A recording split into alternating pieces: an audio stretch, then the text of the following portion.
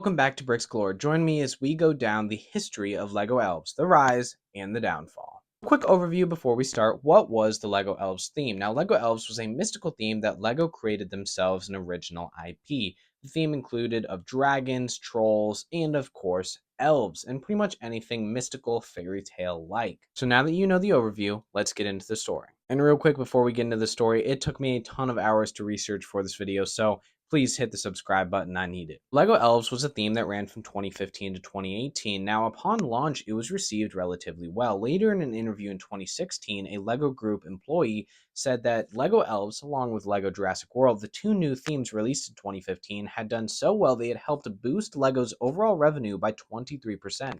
Now, Lego being a massive company, this is a huge boost. 23%, that is millions, millions, millions, maybe billions of dollars that we are talking about. And it came from the theme's creativity at a time where Lego was focusing more and more on IP themes. This was just such a creative and fresh take with dragons and all these just mystical creatures and things. And so many believe that's why the theme was received so well. Now, the theme was received so well that they started making merch in 2016 and partnered with Netflix to create a TV show. Now, as we moved into year two, Lego just seemed to be doing great. The merch was selling, the sets were selling, and they were making more sets than ever. The first year, they released 8 main sets, along with a couple other promos, promotions, and polybags. With the second year, them releasing 13 sets, upping the number by 5, and making it one of the most sets in a LEGO theme. But in year 2 is also where we started to see the crumblings of this theme with the Netflix TV show. Now, I don't want to talk too harshly of it because I haven't seen it, so I can't give it a proper review. But it is a 5.9 on IMDb, a very famous and very recommended movie critic site.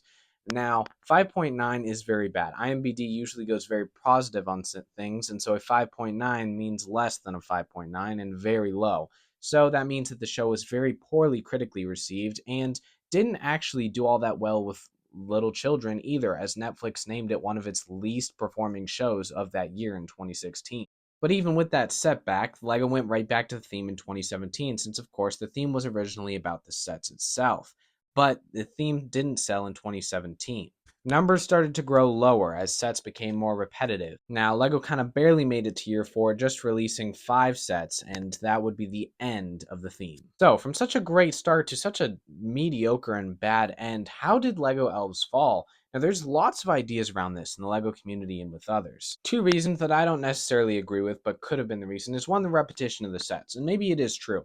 They started to just release the same things. More dragons, maybe in different colors, more hideouts, maybe in different environments, and more of the same mystical creatures, without sort of expanding on and adding more things to the lore. It is funny to me that things like fairies were never really touched in this theme, when that seems like it would cover the theme so well.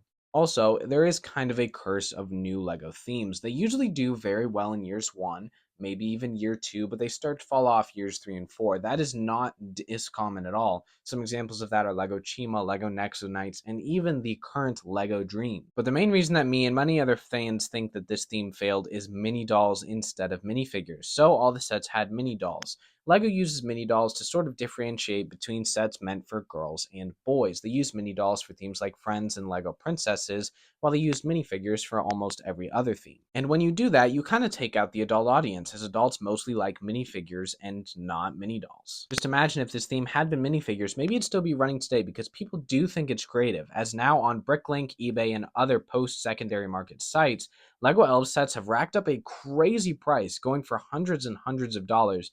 This set right here released for $20. I got it for $60, and that was a good deal.